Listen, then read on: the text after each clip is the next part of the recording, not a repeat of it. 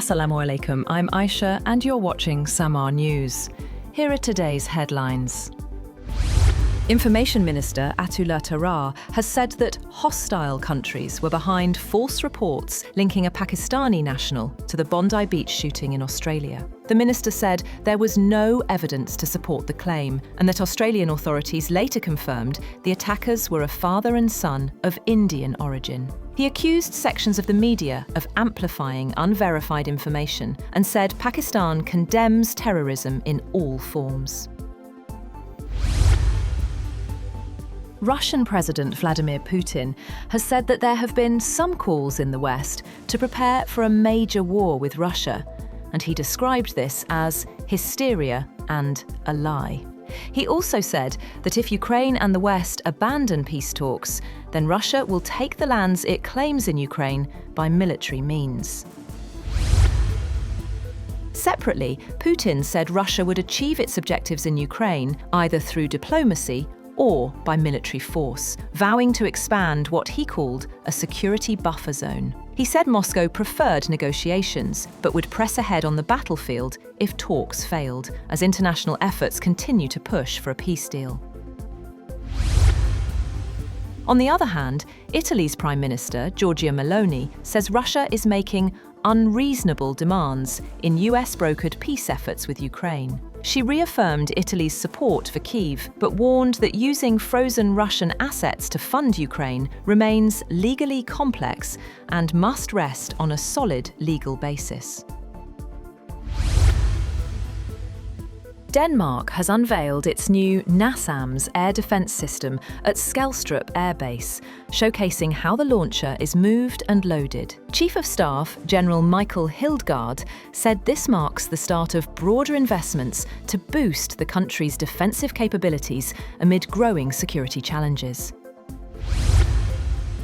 China's UN envoy Fu Kong has said that implementing a two-state solution and establishing an independent Palestinian state is the only viable path to peace. At a meeting of the UN Security Council, he urged Israel to fully implement the Gaza ceasefire, allow humanitarian access, and avoid actions that escalate tensions, warning that prospects for lasting peace remain fragile. Authorities in India's capital, New Delhi, have rolled out strict measures in an attempt to curb pollution, including a ban on vehicles not compliant with latest emission control norms and regulating attendance in private and government offices. The Air Quality Index in the Delhi region has been in the severe category for the past few days, often crossing the 450 mark. In addition, shallow fog in parts of the city worsened visibility that affected flights and trains. Amazon is in talks to invest in ChatGPT maker OpenAI in a potential deal that could value the artificial intelligence firm at more than $500 billion. Amazon may invest about $10 billion in OpenAI, but the talks between the two firms are very fluid. The potential deal highlights the AI sector's relentless demand for computing power as companies race to build systems rivaling or surpassing human intelligence. US President Donald Trump has expanded a list of countries subject to a full travel ban, prohibiting citizens from an additional 7 countries, including Syria, from entering the United States. The move bans citizens from Burkina Faso, Mali, Niger, South Sudan, Syria, and those holding Palestinian Authority-issued travel documents. Moreover, Trump has also ordered a blockade of all sanctioned oil tankers entering and leaving Venezuela, in Washington's latest move to increase pressure on Nicolas Maduro's government. The US president wrote on Truth Social that the Venezuelan regime has been designated a foreign terrorist organization for what he said was a theft of our assets, terrorism, drug smuggling, and human trafficking. In a statement, Venezuela's government said it rejected Trump's grotesque threat.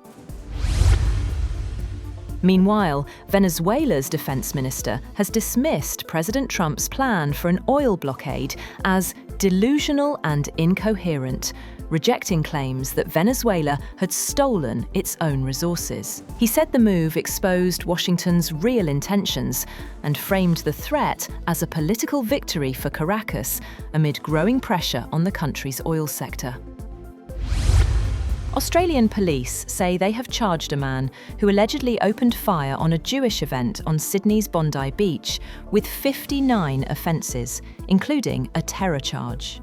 Meanwhile, the leader of the Australian state of New South Wales said he will recall Parliament next week to pass wide-ranging reforms of gun and protest laws, days after the country's deadliest mass shooting in 3 decades.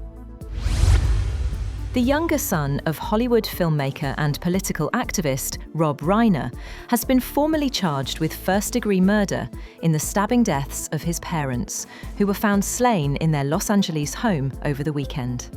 Officials said evidence gathered by the Los Angeles Police Department led homicide detectives to Reiner, who was taken into custody without incident on Sunday night at a park in downtown Los Angeles near the campus of the University of Southern California.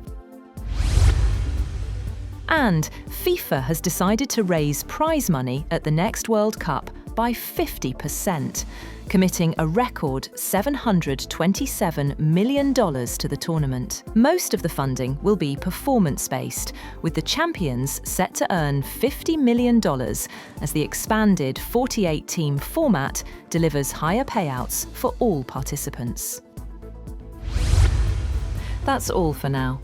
For more updates, visit www.samaa.tv. Thank you for watching Samaa News.